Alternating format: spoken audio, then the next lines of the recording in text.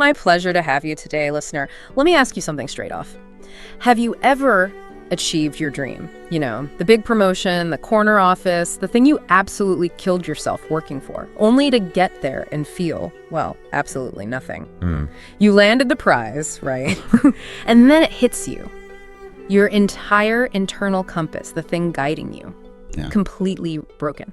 That feeling, that hollowness right after hitting a big external goal, it's maybe the defining struggle for so many professionals today. It's like an identity crisis hiding right behind the achievement award. Exactly. Where success on paper feels like you're somehow failing at life itself. Welcome to Enchanted Life Inside. I want to share something today, a story that's pretty personal for me because it really frames this exact struggle. For years, honestly, I was living like a leaf in the wind. No direction. None. There we are. Just reacting, all reaction. My worldview, looking back, it was just this constant paralyzing anxiety. I genuinely believed the world was basically a battlefield, threat after threat. Wow, that's an intense way to see things day to day. It was exhausting. And my life, just this frantic race I felt I couldn't possibly win. Like if I fell behind for even a second, I'd just drown. And my values, what I was chasing, money, status, comfort, but really just trying to outrun this constant fear. Does any of that sound familiar to you out there? I mean, I was successful by external standards, I had the titles, but I was utterly miserable. Right. Until I found a way out. Living like that, just driven by reaction and fear, it's not just miserable, it's physically draining. It keeps your nervous system just perpetually keyed up in survival mode. Oh, completely. I remember the exact moment it all sort of cracked. I just landed this massive promotion I had been working towards for ages. I was sitting there in the corner office, staring out at the city skyline, and I just felt devastatingly empty, utterly hollow. The peak of success, feeling like the bottom. Exactly that. And then, that same afternoon, I got a call. My grandmother was in the hospital. I rushed over, and even though she was clearly in pain, she took my hand, looked right at me, probably saw the exhaustion all over my face, and she whispered this cryptic phrase that honestly changed everything for me. What did she say? She said, "The heart and mind must see the same truth." Simple. Powerful. Yeah. That's such a concise definition of alignment, isn't it? It suggests your motivations, your feelings, the heart, and how you interpret reality, your thoughts, the mind, they have to be synchronized. They need to be looking at the same picture. Exactly. It took me a while to fully unpack it, but I later realized she was pointing me towards this key framework, something called Tam Quan. It's this piece of Vietnamese wisdom, profoundly resonant. It translates to the 3 perspectives. Tam Quan. And these 3 perspectives, they answer the most crucial questions about who you are at your core. They basically act as your true internal GPS. First, how do I see the world? Right, your worldview. Second, how do I see life, like the journey itself? Yeah, your life view. Okay. And third, what do I value most? Deep down, what really matters? Worldview, life view, core values, the 3 pillars. And that, I think, sets up our mission for this deep dive perfectly. We're not just scratching the surface here. We're going to unpack these 3 foundational perspectives. We'll connect that deeply personal story you just shared with, well, ancient wisdom like Tam Quan, but also the modern neuroscience of why we crave clarity, and even frameworks from fields like strategic management, sociology, even spiritual paths. Yeah, bringing it all together. Exactly. The aim is to give you, the listener, the kind of detailed understanding you need to start building or maybe rebuilding that foundational alignment in your own life. Okay, so let's start by really defining the core problem. Let's look at the anatomy of a broken internal compass. Because, before you can rebuild something, you have to get honest about the scale of the damage. What does misalignment actually do to us? And it's crucial to understand this isn't just feeling a bit down or having a bad week. This damage is it's almost a cognitive crisis. It's really a defining feature of this modern professional identity struggle. You hear it talked about as the quarter-life crisis, especially among millennials and Gen Z. Right. Achieving all those external markers of success, the job, the money, the status, yet feeling, as you said, absolutely nothing.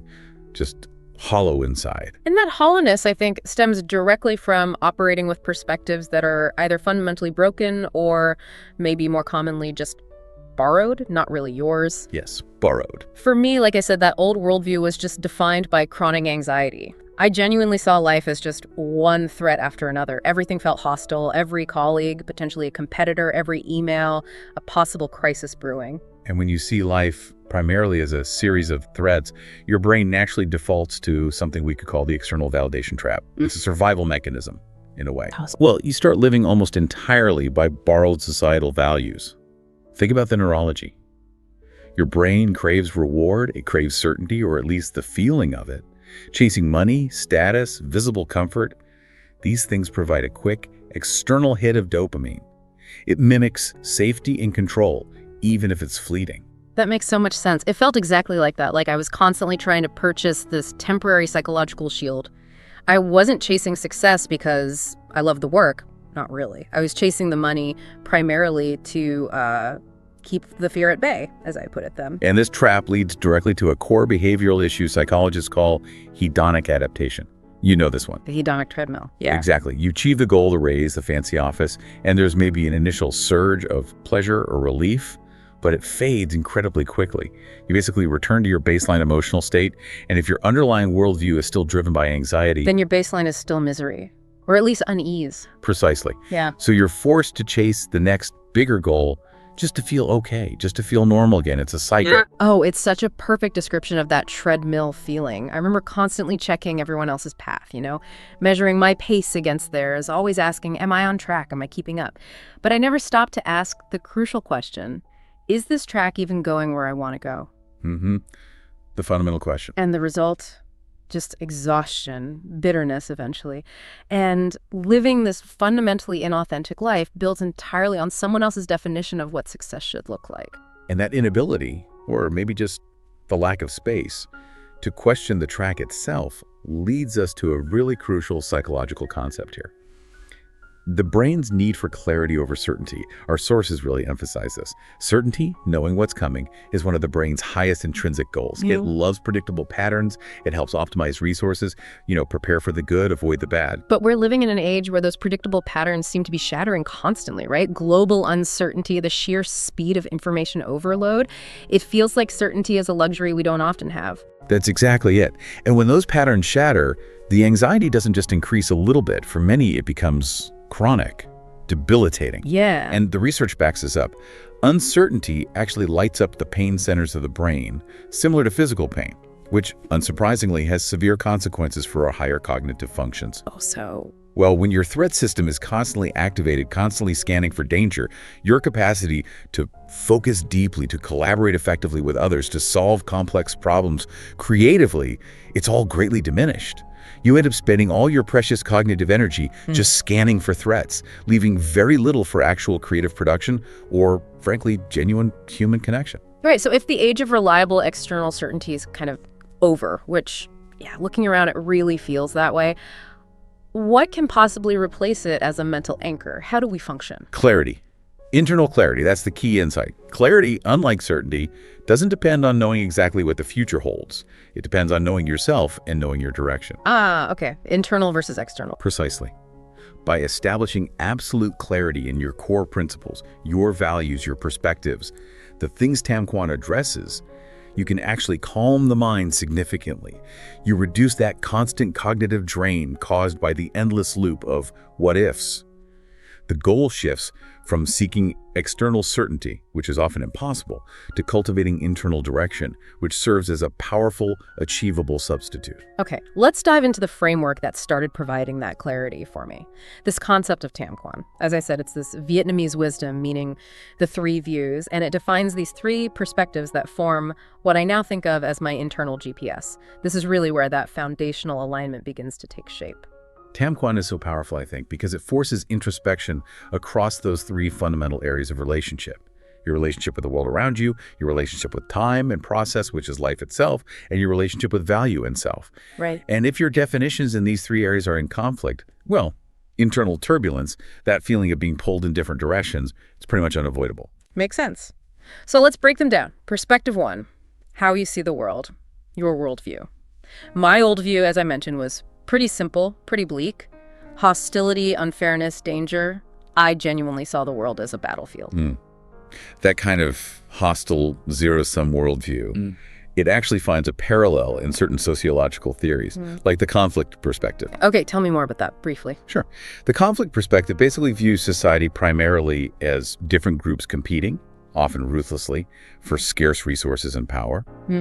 If you internalize that view personally, you tend to believe that cooperation is naive, maybe even dangerous, and that exploitation is kind of inevitable. Wow. So your default mode becomes you must constantly fight or you risk being exploited yourself. That describes my old mindset perfectly. Every meeting felt like a contest. Every success I had felt like it must have come at someone else's expense. There was no win-win in my world. But my grandmother, she had lived through war, immense loss, things I can barely imagine. And her perspective wasn't hostile. It was one of complexity. She somehow recognized both the darkness and the light. She saw suffering, yes, but also immense opportunity, immense beauty as just integral parts of the same reality, not one or the other, both. And that shift from seeing only hostility to embracing complexity requires immense mental courage, doesn't it? Because when you adopt complexity, you're moving away from the easy black and white answers provided by a single hostile definition. It's harder work mentally. It is. You're moving closer perhaps to something like the functionalist perspective in sociology, which sees society, even its difficult or dysfunctional parts, as interconnected elements contributing to a larger whole. Applied personally, this means you can start to stop seeing every single person as an inevitable competitor. Right. And maybe start viewing yourself and others as potential contributors within a complex, interconnected system. That shift was absolutely fundamental for me. It literally shifted my energy. Instead of constantly fighting against what I perceived as a hostile world, I started trying to figure out how to engage with it, with all its complexity, in a more constructive, more meaningful way. But let's pause here for a second, because this is where it gets tricky in practice, right? How do you adopt that complexity without becoming, well, naive? How do you avoid mistaking necessary boundaries, protecting yourself when needed, for just returning to that old hostility? Isn't there a risk of becoming too passive if you stop seeing all conflict? That's such a critical point and something I really wrestled with. It's not about denying that darkness or conflict or bad actors exist. They absolutely do. It's about redefining your default relationship with the world. Okay, default relationship. My old default was automatic suspicion and fear. Assume the worst. The new default is more like proactive engagement, but with discernment. Recognizing when a boundary is genuinely required for integrity or safety, but not making that boundary out of a generalized, preemptive hostility towards everything. Ah, okay. So it's the difference between reacting reflexively to perceived threats often based on past fears Exactly. versus responding thoughtfully to real present challenges based on your now clearly defined values. You nailed it. That distinction is key. Excellent. Which brings us nicely to perspective 2. How you see life, your life view. Given that hostile worldview you had, what kind of structure did that impose on your daily existence? How did you experience life? Oh, it imposed a frantic race. That's the only way I can describe it. I felt like I was running constantly, full speed, because I deeply believed that falling behind meant drowning, literally. The moment I even thought about pausing, I'd feel this wave of anxiety wash over me, this feeling of the gap widening between me and, I don't know, some imaginary safe zone. That relentless pace. It sounds like a direct consequence of letting external metrics define your worth, doesn't it? If the world is a battlefield, then life must be a race to grab resources, achieve safety, build walls before the inevitable threats overwhelm you. It treats time not as a space for experience or growth, but as a dwindling resource to be maximized for output, for security acquisition before it runs out. Absolutely. My grandmother, though, she saw life differently. She saw it as a journey with purpose, sure, but one that unfolded at its own internal rhythm, not dictated by external pressure. A journey, not a race. Right. And the crucial realization for me, connecting back to the worldview, was noticing how often my negative view was self-fulfilling. Because I expected hostility and fierce competition, I acted nervously, defensively, sometimes even aggressively without meaning to. And guess what? I often created the very hostility I feared. The self-fulfilling prophecy in action. Totally. When I started consciously trying to view life more as a meaningful journey, a path of learning and contribution, the frantic pace actually started to slow down. And paradoxically, I became more focused, more effective, not less. That really addresses the ultimate question embedded in the second perspective, doesn't it? Is your existence defined by escape constantly running from perceived threats? Or is it defined by engagement, consciously moving toward a defined purpose? Escape versus engagement, yeah. The journey metaphor implies movement, yes, but also growth, learning, maybe even enjoyment along the way. Yeah. Not just frantic scrambling for survival. Which leads perfectly to the third leg of the stool. Perspective 3, what you value most. Your core values, the old me. entirely focused on accumulation. Accumulation meaning? Meaning money, status symbols, titles, and maybe above all, avoiding discomfort. Anything that felt risky or uncertain, I avoided like the plague. They were just security blankets, really, against that perpetual underlying fear generated by my worldview. And as we talked about earlier with hedonic adaptation, relying on those kinds of borrowed societal values, accumulation, external markers, it almost always leads to that feeling of emptiness eventually. Because if you define your fundamental worth by what you accumulate, your sense of self is constantly vulnerable. Market forces change, you could lose your job, the economy shifts. Your center isn't internal, it's based on external factors you can't fully control. Totally fragile. My grandmother's perspective, again, was just the complete opposite. Her values weren't about accumulation at all. She valued service, contribution, genuine human connection. It was about what she could give, not what she could get or own. A fundamental shift from taking to giving, from security to maybe significance. Yes, exactly. Her perspective, and eventually my work on this, shifted my focus from desperately seeking security to trying to live with integrity according to these deeper values. And that's the core of it, the alignment of these three perspectives. Your worldview, how you see the world, your life view, how you see your path through it, and your core values, what truly matters to you, that is what creates foundational alignment. The heart and mind seeing the same truth. Precisely. If your heart, your values, tells you to prioritize connection and integrity, but your mind, your worldview, is still seeing only a hostile battlefield that requires ruthless accumulation and cutting corners to survive, then the heart and mind are looking at completely different maps. Yeah. And your internal GPS remains functionally broken, just generating constant internal conflict, anxiety, and that feeling of being fundamentally misaligned. Rebuilding that internal GPS, getting those three perspectives aligned, it was genuinely the hardest work I've ever done. And it wasn't about some big grand gesture or sudden epiphany. It really started small, with asking myself some painful, honest questions over and over, usually in a journal. Those critical self-awareness prompts. Yeah. They're absolutely essential for any significant personal transformation, aren't they? They're what move the conversation from just abstract theory into concrete personal action. What were some of those foundational questions that started to break through the old fear-based programming? They felt almost brutally simple on the surface, but they cut incredibly deep because they directly challenged my deepest, often unconscious assumptions. Things like, what stories am I currently telling myself about how the world actually works? And crucially, where did those stories even come from? Were they mine? Questioning the origin. Yeah. And then, what would my life actually look like day to day if I consciously chose to see it as meaningful, as a journey, rather than just this relentless competition? Imagining the alternative. Right. And maybe the most critical one, what am I actually living for? If I strip away the fear, strip away the societal expectations, the shoulds, what's left? What truly drives me? The power of answering those questions honestly, even if the answers are initially unsettling, is that it starts to drag your latent subconscious perspectives, the ones often driving the anxiety and misalignment, out into the daylight. Exactly, where you can look at them. Right. Only when they become conscious can you begin the work of consciously examining them, challenging them, and ultimately rebuilding them so they align with your emerging authentic values. And for me, the transformation didn't happen overnight. It happened through lots of small, conscious experiments in daily life. Like when that old anxiety would hit that feeling of threat, instead of just spiraling down the usual path, I started trying to use a mental pause button. Okay, a pause button. Yeah, I'd force myself, sometimes literally taking a deep breath, to challenge that default negative worldview. I'd ask myself, okay, is this situation really an existential threat right now, or is it just unfamiliar? Is it uncomfortable? Am I reacting to the actual reality in front of me, or am I reacting to that old story I've been telling myself for years? So you were actively testing the hypothesis of hostility in real time. Yes. That's a great way to put it. I was treating my old worldview as a hypothesis to be tested, not as objective reality.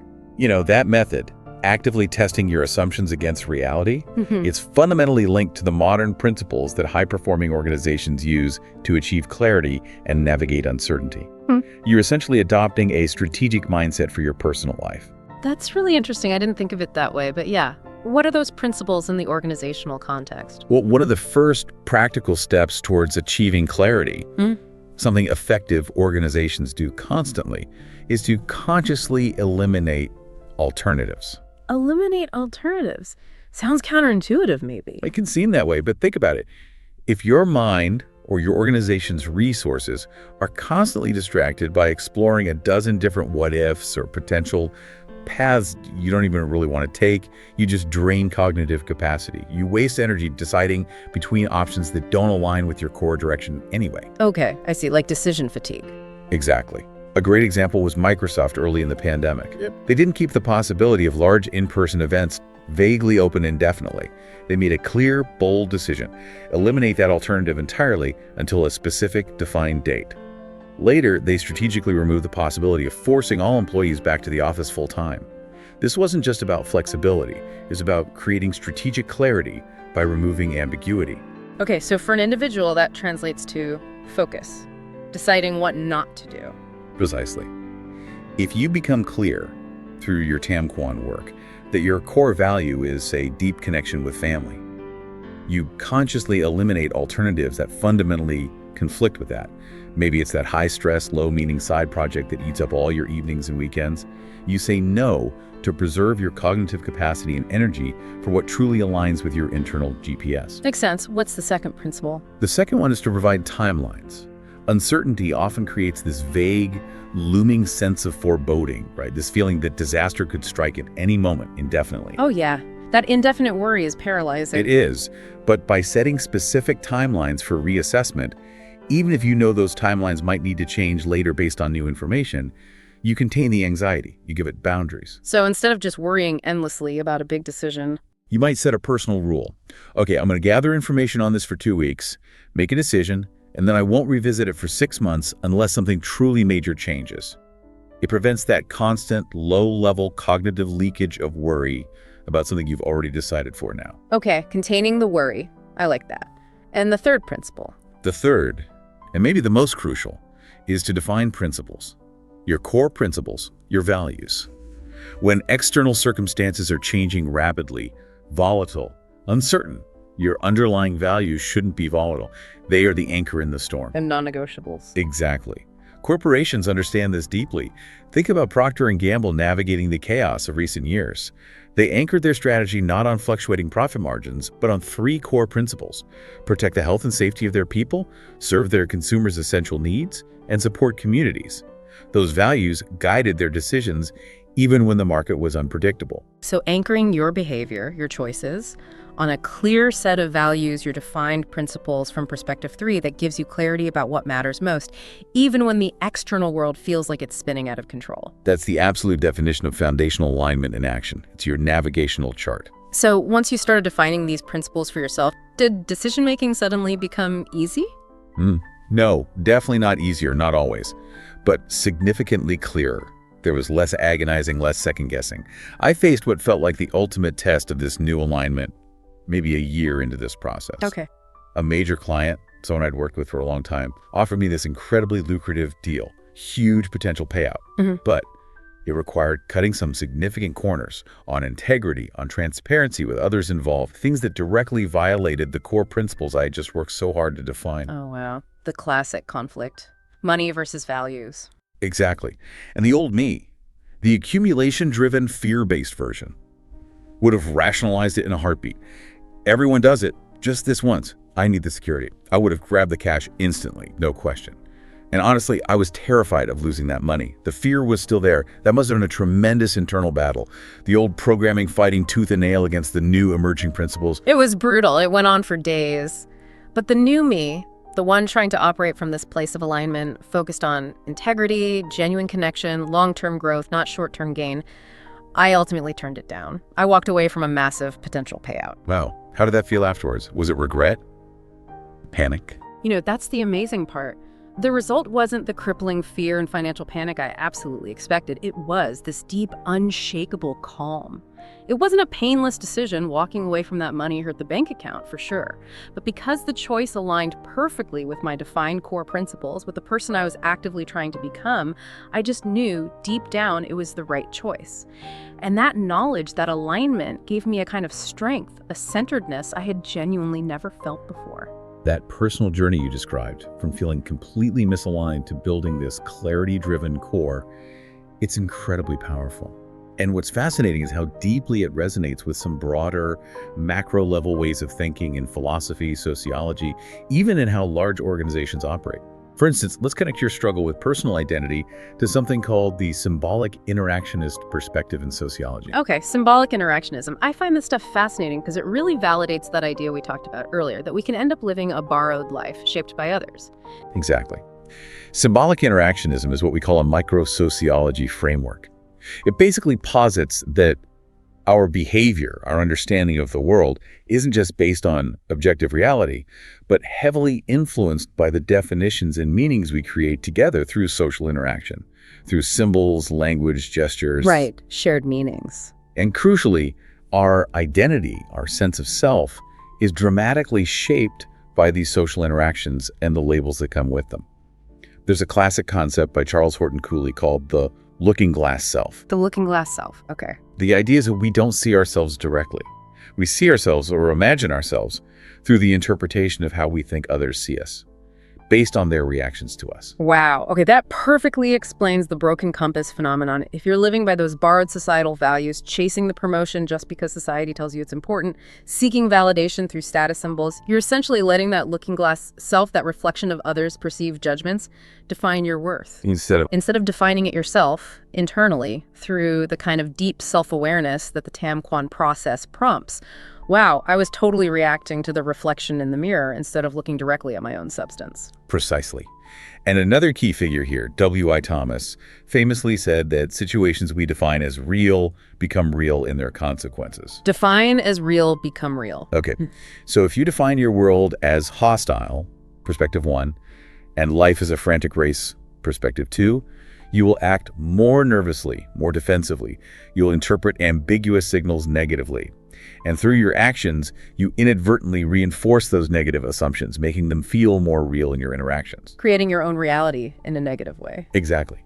Which means the kind of radical self-awareness required by Tam Quan isn't just navel-gazing, it's the essential prerequisite for escaping that potentially damaging feedback loop of a borrowed identity.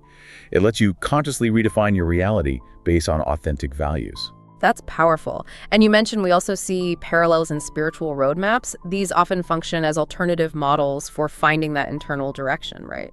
Absolutely. A really clear example is a framework sometimes called the 7 realities for experiencing God, often associated with Henry Blackaby's work. Okay, the 7 realities. This entire framework is focused on a fundamental shift, moving from a self-centered life where you make your plans and then maybe ask for divine help or blessing, to a God-centered life. Meaning you actively seek to understand where God is already working in the world around you. And then you adjust your life, your plans, your actions to join him in that work. It's an active search for alignment with a purpose larger than yourself. That core idea, shifting perspective from self-centered planning to aligning with something external and larger that mirrors the Tam Quan transformation perfectly. How does it unfold in this framework? Well, it starts with reality 1. Recognizing that God is always already at work around you. The classic example is Moses at the burning bush.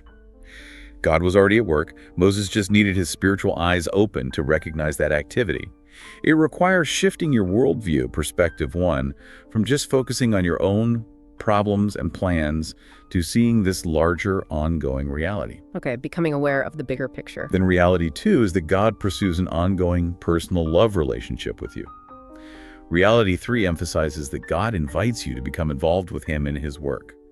You see how this progression builds the idea that life isn't just a frantic, meaningless race, perspective 2, but potentially a journey toward participating in something significant. Yes, it reframes life view completely, from race to invitation. Reality 4 makes the stakes clearer. God speaks through the Bible, prayer, circumstances, the church community to reveal himself, his purposes, and his ways.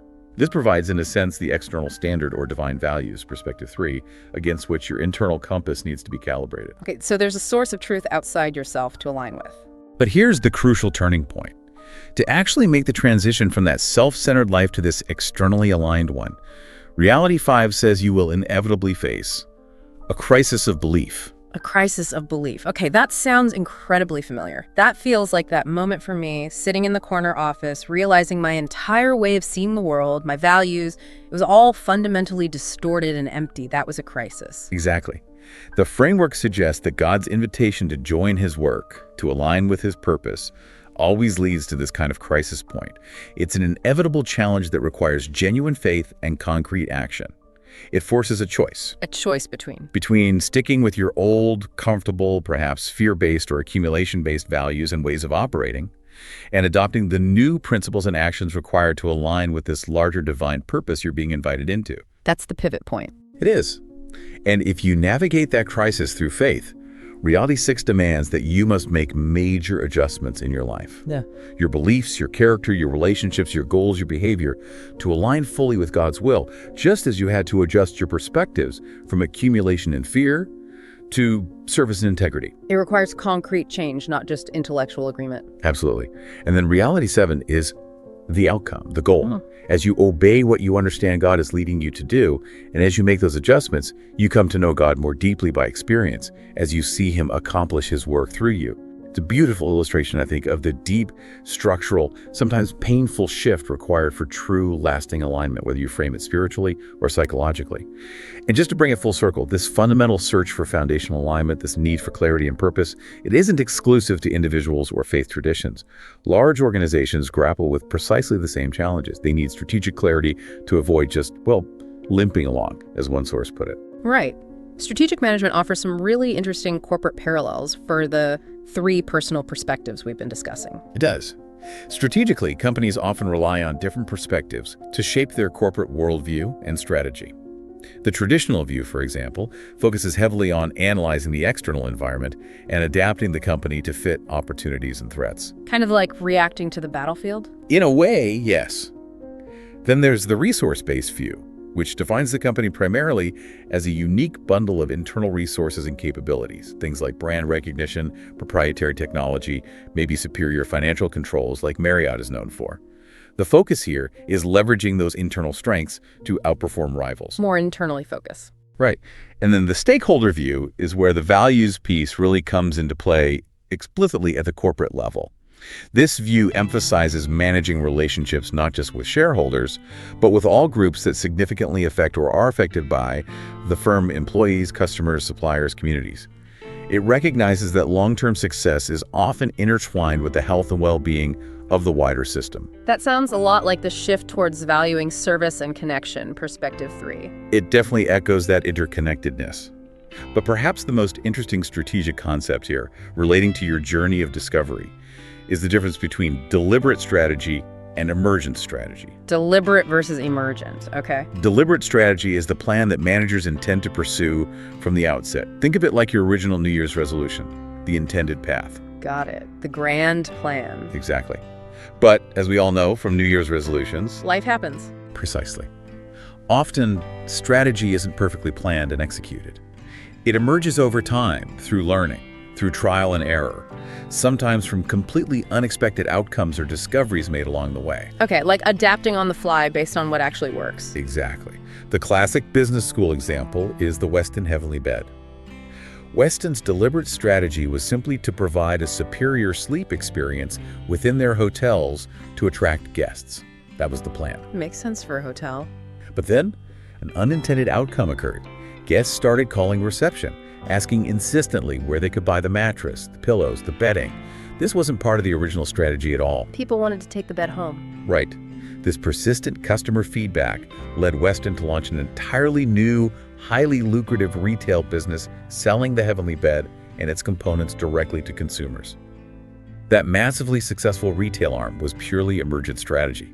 It wasn't planned. It arose from paying attention to an unexpected outcome. That perfectly mirrors the personal journey of finding alignment, doesn't it? We might deliberately pursue the strategy of status and money because that's the plan society gives us, but often true value, fulfillment, are authentic strategy for a meaningful life. It emerges unexpectedly, Yes. maybe from a crisis, maybe from listening to that quiet inner voice, maybe from realizing, like I did, that profound meaning could be found in service and connection, things that were completely unintentional outcomes of my initial breakdown. That's a beautiful connection. The core takeaway, I think, applies equally to individuals seeking alignment and organizations seeking success. You need thinking that is intent-focused, knowing your core purpose, comprehensive, understanding the different perspectives, and hypothesis-driven, willing to test assumptions and learn, allowing for emergence. Because if your internal core, your TAMQuan, is undefined or misaligned, then you're constantly making self-sabotaging decisions. You lack a clear mission to guide you through uncertainty, and you fail to leverage your most valuable resources, your energy, your time, your unique purpose. The foundational alignment achieved through clarifying those three perspectives is essentially your personal strategic framework for building a sustainable, resilient, and genuinely meaningful life. You know, it's been about 2 years since that conversation with my grandmother, since that whole crisis point. And the storms, they definitely still come. The market still dips, clients still leave sometimes. Uncertainty is still very much a part of life. Reality doesn't change. No, but the difference now is I don't break anymore. I might bend, I learn, I grow from the challenges, but I don't lose my center. That alignment, built day by day through conscious choices based on those three perspectives, worldview, life view, values, it created a foundation. An inner resilience. Exactly. Realizing that character, that core, isn't something you're born with, it's something you build daily through aligning your heart and mind. That realization honestly saved my life. It allowed me to finally stop reacting and start living it authentically. And that work of self-awareness, of maintaining that alignment, it's truly never finished, is it? It's an ongoing practice. Yeah. But building that strong foundation means the external chaos no longer gets to dictate your internal sense of worth or your fundamental direction. So true. Which leads me to this. Here's what I want you listening right now to do. If you can, pause this deep dive for just a moment and really ask yourself these three defining questions we've been exploring. How do I really see the world? What's my default assumption about it? How do I really see life? Is it a race, a battle, a journey, something else? And deep down, stripping away the shoulds, what do I truly value most? Just take a minute with those. Are these perspectives serving you right now? Or are they maybe limiting you? And then, if you feel comfortable, comment below with just one thing you discovered, or maybe rediscovered, about your own three perspectives. We genuinely read every single comment. And your insight, your moment of clarity, it might just be the thing that helps someone else listening find their center too. Absolutely. We really appreciate you sharing your thoughts and helping this community grow through this kind of honest reflection. It makes a huge difference. It really does. And if you're ready to go deeper into building your own foundational alignment, maybe explore some of the tools or frameworks we touched on, remember to subscribe and follow Enchanted Life Inside. That way you'll catch all our latest insights and deep dives. We look forward to continuing the journey with you. I look forward to seeing you again soon, exploring more of these ordinary things that happen every day, but are, well, very much worth thinking about. My name's Eli, E-L-I, Eli. Thanks, everyone. See you next time. My grandmother's wisdom inspired the journal prompts I used to rebuild my core. They're linked below. Start your own journey to an unshakable life, because when you know who you are at your core, no storm can break you.